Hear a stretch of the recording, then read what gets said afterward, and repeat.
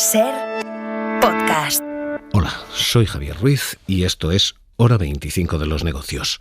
Hoy, comprar casa al contado. Muchos meses buscando durante las aplicaciones que había para buscar piso, encontramos Más uno que de nos la encajaba, mitad de las viviendas en España se pagan al contado. Y con la agencia le pedimos un plazo de 24 horas para poder conocer el barrio y para ver si la finca o el piso en este caso tenía algún tipo de carga. Entonces, durante ese plazo, pues siguieron haciendo visitas, en concreto la segunda visita, en la que nosotros, antes de que ofreciera la segunda visita, hicimos una oferta, comprobados que el piso no tenía ni cargas y el barrio era correcto. Y en esa puja que hicimos, pues nos encontramos con que ya habían ofertado, en este caso en metálico, hacer un pago a tocateja y, por tanto, nos levantaron el piso. Es la historia de Eli y es la historia de quien intenta comprar una casa. 6 de cada 10 viviendas en este país se empiezan a vender ya al contado. El 38,9% de las operaciones todavía necesita crédito hipotecario. Pero quien está comprando casa, compra a tocateja. Eso es lo que dicen los datos del INE. De enero a octubre, el último dato disponible, se han vendido en España 832.000 viviendas. Han pasado por el banco solo 323.000. Más de 500.000 de viviendas se han comprado billete sobre billete sobre billete, como contaba hoy Eli en Hora 14. Y todo fue por unos particulares, porque ya decidimos descartar cualquier tipo de inmobiliaria o agencia, porque la verdad que nos frustró bastante. Incluso la persona que nos levantó el piso con el pago a tocateja no era ni español. Creo que era un poco hacer especulación y demás. Y la verdad es que ahora pues estamos muy contentos, pero la verdad que ha sido una carrera un poco ansiosa y desesperada. Es difícil para un joven que tenga un trabajo estable y que tenga un poco de ahorros, encontrar un piso decente con los precios altísimos que se barajan y sobre todo encontrar un banco que quiera financiarte. Es un problema de infinitas aristas, no solamente financieras. Quien compra es quien tiene no dinero, sino muchísimo dinero, sino también sociales. Quien se queda fuera de esa carrera es probablemente, de nuevo, una generación más joven o un estrato social más precario. El 60%, dice el INE, de esas operaciones se hacen al contado. Otras cifras rebajan la cuantía. Otras fuentes dicen, si excluimos, por ejemplo, las Family Office, esa cifra queda en mucho menos. Da igual. Incluso cuando la cifra es menor, la tendencia es la misma, y es que cada vez más casas en España se pagan billete sobre billete. Nosotros, después de este chasco, la verdad que cogimos y decidimos hacer un estudio previo con el banco para cuando fuésemos a visitar cualquier tipo de piso, ya teníamos ese estudio hecho, pero la verdad que Madrid se ha convertido en una jungla en este tipo de mercado y todos los vendedores te exigen que ya tengas el preestudio hecho, que sea solvente, y las inmobiliarias al igual te están exigiendo constantemente que tengas una validez y una solvencia económica. Entonces te ves en que sufres una ansiedad constante y después de la mala experiencia, la verdad que solo piensas en que te lo van a quitar. Las cifras de las asociaciones inmobiliarias dicen es entre un 35 y un 40%, no el 60%. Las cifras de los portales inmobiliarios dicen es un 32%, no un 60%. En cualquier caso, todas ellas coinciden en que esa tendencia, la de pagar al contado, se está disparando. De un 35 o 40%. Alfaro, sociedades inmobiliarias. En este 2023, un Mato, 32% Fotocasa. de compradores han adquirido su vivienda sin hipoteca y esta cifra ha aumentado 5 puntos porcentuales en tan solo un año. ¿Qué está pasando?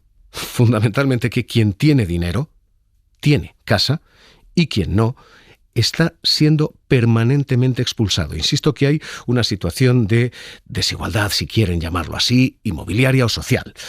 Hay cierta explicación buenista a todo esto.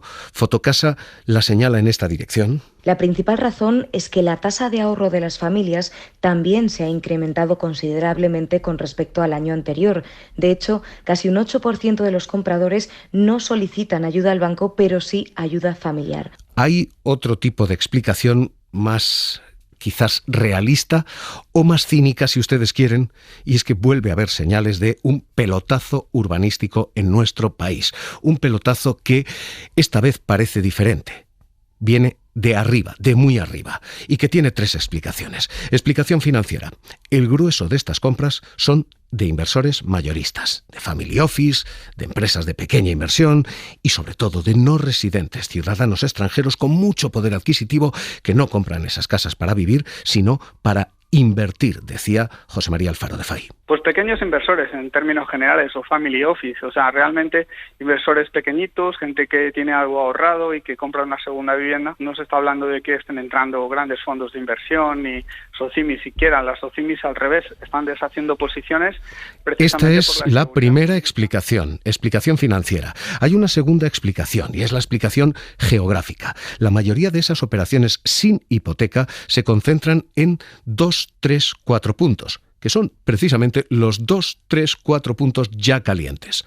Madrid, Barcelona, la costa mediterránea y las Islas Canarias, donde las subidas de precios son espectaculares y donde todo apunta, se está poniendo dinero precisamente a eso, porque el mercado está caliente y porque creen que va a estar más caliente. México y Venezuela quizás son los 2 países que más se dejan notar, pero no solamente de ahí, pues también de Colombia o incluso de países como Brasil, ¿no? Gente pues que tiene un poder adquisitivo importante, pues está viendo que España ofrece oportunidades de inversión con una cierta seguridad o rentabilidad de nuevo, asegurada. Con cierto sabor extranjero en todo esto. Esa es la explicación financiera, esta es la explicación geográfica. Hay una última explicación monetaria. El ladrillo en España se ha vuelto a convertir en una de las cosas más rentables a la hora de invertir. La vivienda nueva ha subido un 11% de precio el año pasado. Pocos activos garantizan esas rentas, pero es que este es un 11% a nivel general. En algunos puntos esa cifra se llega hasta a duplicar. Tiene su sentido que cada vez crezca el número de operaciones a contado, es sencillamente porque el Euribor ha crecido 3 puntos en 18 meses. Es decir, cuando el Euribor coge esa senda alcista tan rápida, en tan corto espacio de tiempo, pues lo que está ocurriendo es que operaciones que tendían a sobrefinanciar, pues lo que hacen ahora es que se producen al contado, e incluso lo que está ocurriendo también es que, aparte de las hipotecas existentes, se amortizan anticipadamente porque ya los números no salen. Y por otro lado, el refugio de inversión en ladrillo sigue siendo muy apetecible para los inversores, sobre todo por una cuestión, digamos, paralela que tiene muchísimo que ver en todo esto, y es la carestía de propiedades en alquiler de vivienda en las principales ciudades. ¿Qué dice esto? Si, como el dicho del pato, si anda como especulación, nada como especulación y hace cuac como especulación, probablemente es especulación. Y esto es exactamente lo que está ocurriendo. Hay cierta especulación, por no decir enorme especulación, en 3, 4, 5 grandes mercados de este país, especialmente calientes. Y es una especulación muy distinta a la que hemos vivido en ocasiones anteriores. En los años 90, en los años 2000, cuando la burbuja inmobiliaria, la olla entera era una olla a presión y todo el mundo compraba y vendía vivienda entonces, y el crédito hipotecario se disparó entonces, y en el año 1990 crecía a ritmos del 15%. En los años 2004 y 2006 crecía a ritmos del 25%. La olla entera era una burbuja, todo burbujeaba. Ahora únicamente está especulando el gran dinero, el muchísimo dinero, porque el crédito hipotecario no está subiendo en general. De hecho, la concesión de crédito hipotecario ha caído al 3,7%. Un 3,7% menos crédito y dinero está circulando por ahí. Así que el dinero que hay es el que ya había, pero está poniendo sus ojos sobre este mercado inmobiliario. Esto es lo que está ocurriendo. Y esto es lo que está expulsando a quien no tiene esos fondos. Porque en toda esta carrera, quien puede poner el dinero al contado siempre gana a quien tiene que tramitar una hipoteca, como escuchábamos contar a Eli. Todo esto es lo que nos está ocurriendo en el mercado inmobiliario desde el lado de la demanda de crédito. Quienes tenemos que pasar por el banco para pedir esa hipoteca. Pero hay además un segundo factor, y es el factor de la oferta de las hipotecas. Los bancos en España están concediendo crédito cada vez menos y cada vez más caro, hasta el punto de que es incluso más caro que los de la Unión Europea. Estefanía Salvatierra, ¿qué tal? Muy buenas noches. Buenas noches. ¿Qué es lo que está ocurriendo exactamente? ¿Cuál es el coste de una hipoteca aquí? ¿Cuál es el coste de una hipoteca fuera de aquí? El tipo medio de concesión de una hipoteca en la Unión Europea es del 2,09%, un porcentaje que en España se eleva hasta el 2,7%, es decir, 7 décimas más caro. ¿Esto en dinero en qué se traduce?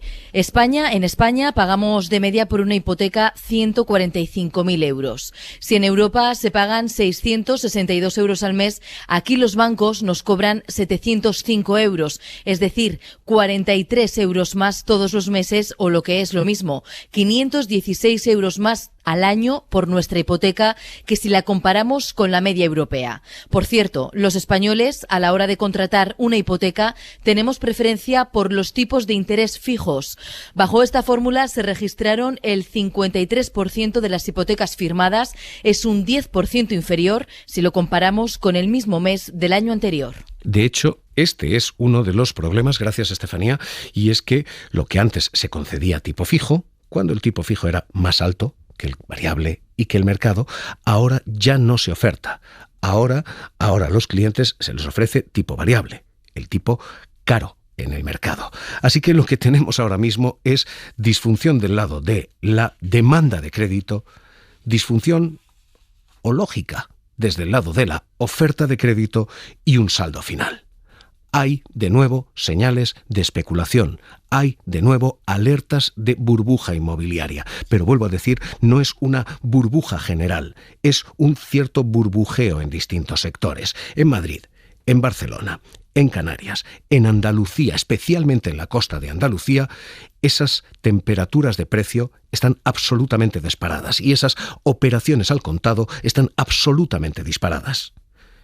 Al contrario, en Castilla-La Mancha, en Extremadura, los precios apenas han crecido un 1% y las operaciones al contado son inexistentes. Conclusión económica.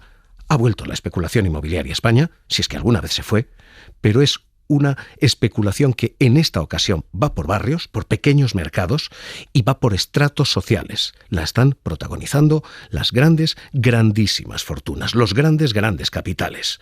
Y esa es la conclusión económica. La conclusión social es que la vivienda parece haberse convertido en un artículo de lujo. Porque no lo veo factible en ninguno de mis casos económicos. Lo veo muy complicado para comprar de aquí a 10 años.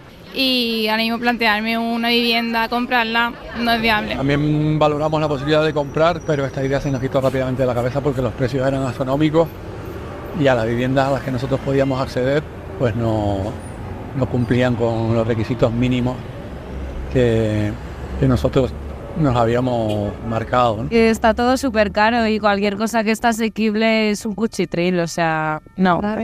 Los precios muchísimo más, y más para la gente joven es inviable. Todo este es el diagnóstico que proveen y publican las cifras del INE y que recoge en su análisis este mes el cuaderno económico de Funcas. Director de Estudios Financieros de Funcas, Santiago Carbó, ¿qué tal? Muy buenas noches. Hola, buenas noches, Javier. Hagamos, visto todo el drama del problema y el alcance del problema, hagamos diagnóstico de soluciones. ¿Falta que llegue el dinero o hay demasiado dinero en muy pocas manos que está moviendo esto? ¿Cómo se soluciona esto? ¿Crédito público? ¿Banca pública, por ejemplo, para evitar que esta vivienda se convierta en un artículo de lujo? Yo creo que partimos de un problema de falta de oferta. Y la verdad que los economistas somos pesados con esto, pero falta oferta. ¿De vivienda? De vivienda. Que ayude a atenuar el crecimiento de los precios, que ayude a que no solamente el mercado inmobiliario se diga que va bien o va mal porque suben los precios. El mercado inmobiliario tiene que cumplir una función y es dar prioridad a la vivienda habitual. Por supuesto, también tiene que ser destino de inversión. Nadie está diciendo que no, porque siempre ha sido así y se puede compatibilizar porque en muchos sitios está compatible. Siempre con una ganancia razonable, siempre que se haga la inversión, es decir, que no se piense efectivamente que va a ser con carácter especulativo. Entonces, lo fundamental, una política de vivienda en la que participen los agentes, por supuesto, públicos. Igual hacen falta todas las manos, también los privados con convenios con el Estado o con las comunidades autónomas para crear un parque más amplio de vivienda, que no se puede hacer de hoy para mañana, por tanto hay que empezar a ser contundente ya. Eso es lo que le iba a decir. Si uno plantea lo que hay que hacer es poner más suelo y poner más construcción, que probablemente, efectivamente, tiene cierta lógica, que haya más oferta disminuiría los precios, lo que estamos diciendo es, tenemos un problema hoy, pero no tenemos una solución hasta mañana, pasado mañana o hasta dentro de 6, 7, 9 años. Sí, me temo que realmente hacen falta bastantes años. Se ha perdido mucho tiempo. No sé si tú lo recordarás, pero en los 90, incluso a principios de los años 2000, había política de vivienda. España ha tenido política de vivienda de la vivienda de protección oficial, aquellos conceptos de vivienda de precio tasado. A lo mejor ya no hay que ir por esa vía, porque a veces se concedían préstamos de vivienda de protección oficial, se descalificaba esa categoría y ya entraba en el mercado libre, con lo que se había producido una distorsión para el objetivo que se pretendía, y era el acceso para las personas que lo necesitaban a esa VPO, ¿no? Que se convirtiera en un bien de inversión, ¿no? Y que incluso pudiera llevar a la especulación.